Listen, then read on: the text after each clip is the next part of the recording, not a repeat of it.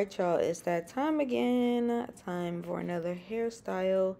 I'm going to be having all the tips and tricks, letting you guys know exactly what you need to do and know when you're trying to do this style.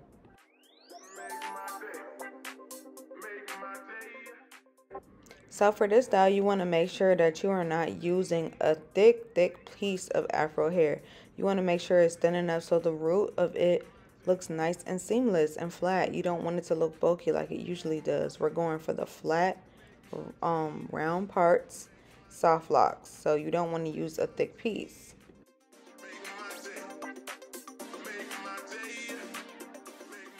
So right here, I slowed it down for you guys because a lot of people are like, mine is unraveling. I don't know how to wrap, blah, blah, blah. So right here, you're going to use your pointer finger. See how it's going right behind that piece? Every time I wrap around, my pointer finger is securing that it is laying nice and flat. See, I'm taking my pointer finger and I'm putting it right behind. I'm holding it tightly. My pointer finger is holding that piece tightly behind the lock so that it can secure the afro hair that is spinning around the lock. We want to make sure that that afro hair is laying tightly. This is it in regular speed.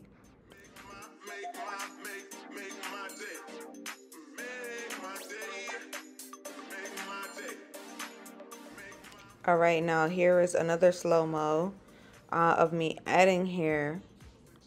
And I simply just took another piece of afro hair, laid it on the head, and started spinning it around, securing that tightness with my pointer finger, and it's going to go right behind that piece of hair every time. And it's laying flat, nice and flat. After I see that her braid is covered with the afro hair, I move further down a little bit. I slide my hands down a little bit. Just a little bit. You got to be patient with this. A lot of people are trying to speed through it and just wrapping around, just assume it's tight. No, you have to pay attention as you do it.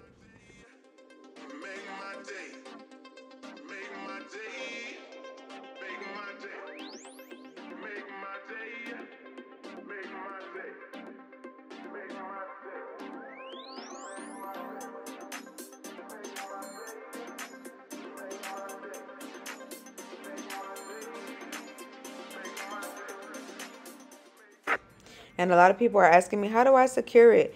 I start wrapping absolutely tightly. After that little small piece starts to get really small, I start wrapping extremely tight. I wrap it maybe further up a little bit, and then I keep going back down and go back up, go back down. As soon as it's getting to the end, I just take that little piece and I wrap further up and then further down and wrap it absolutely tight. And you don't really have to do any like nail glue or tying. I do sometimes, it just depends. But if the piece is just wrapped absolutely tightly and I can rub my hand up and down her lock and the lock is not moving, we good. See how right here I went down on her lock and then I went back up? You can do that sometimes. If you need it to be a little bit more secure, you can just move the afro hair up and down. See how I'm putting a nice afro piece that's small enough to go into her braid, nice and easy. It's nice and it's going to be flat. You don't want to put a bulky piece because then it won't be flat. We're going for like the knotless faux lock look. You get what I'm trying to say? That's why her braids are not bulky. I didn't add any extension. This is all just her hair. All these little braids in her head is just her hair.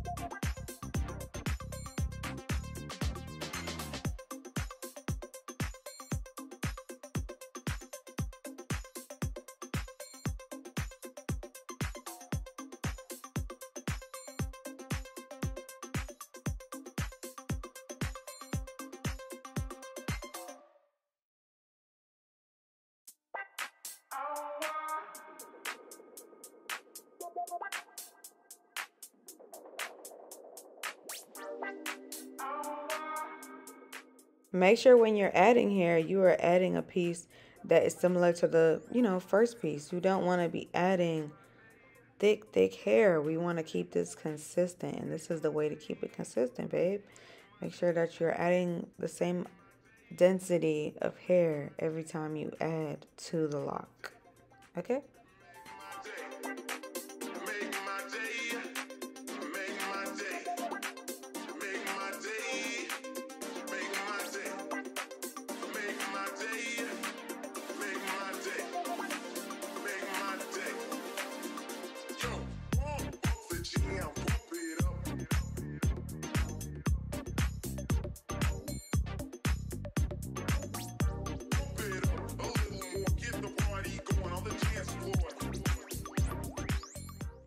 Now, for me, I stop wrapping after I've seen that little twist, her hair is wrapped all the way. After her hair is wrapped all the way, yeah, that's it.